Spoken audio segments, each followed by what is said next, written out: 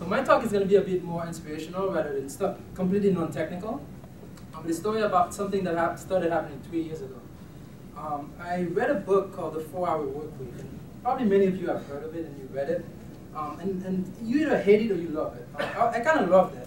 In particular, I like the idea of mini-retirement, so in which he talked about how life is kind of weird, how we're working all our life to have this end goal, which is retirement. So by the time we retire, we either like after 2 weeks of retirement, like this is boring as hell, I need to go back to work, or you're too old to do any of the fun stuff that you could do now.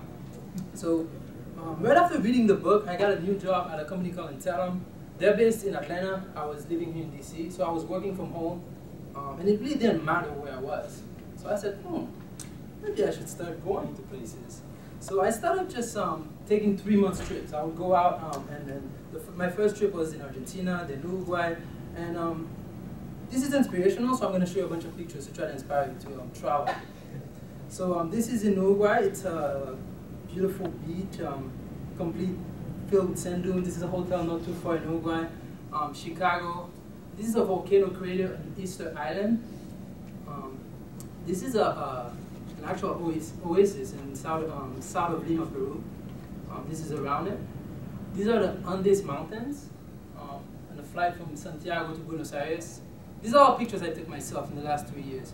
This is the north of Peru, an area called Mencota. Easter Island. This is a beach with red sand. I had never seen this before. Red sand on the beach, it was beautiful. The contrast of colors was just amazing. This is in the same area called Paracas. This is in Peru. Machu Picchu. This is me fishing for piranhas in the Amazon. The mountain you see on the back here is the Aconcagua, which is the highest peak in South America. This is Iguazu Falls, just beautiful spectacle. You just see rainbows all over the place, like rainbows everywhere. It's a triple rainbow. Sometimes you see things that are kind of not that fun. This is the most polluted town in the world. It's south of Sao Paulo. And this is Lima, Peru, where I spent a lot of time last year. And this is also Lima, Peru, downtown. So this is everywhere I've been pretty much in the last 3 years. And one thing I noticed is that the internet is everywhere. I mean, everywhere.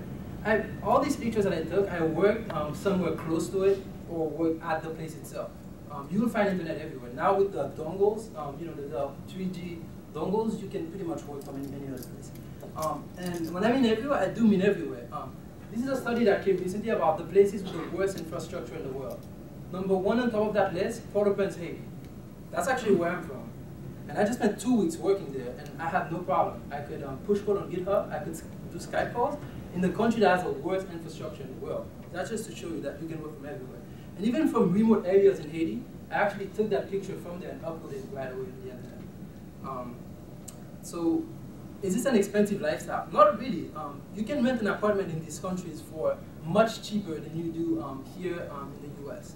So the money you save in 3 months of like saving $300 or $400 in your apartment, that buys a flight to go there. And food tends to be cheaper there. So what about your career, people say? Well, a lot of places have Ruby meetups, Erlang meetups, so I keep doing the same thing that I would do if I was here. I meet different people, and I've learned 2 different spoken languages in the last 2 years doing this. I have a lot of friends who say, oh, Luke, this is awesome, we live vicariously through you, and I say, well, why don't you do it? And they give me good reasons sometimes why they cannot do it.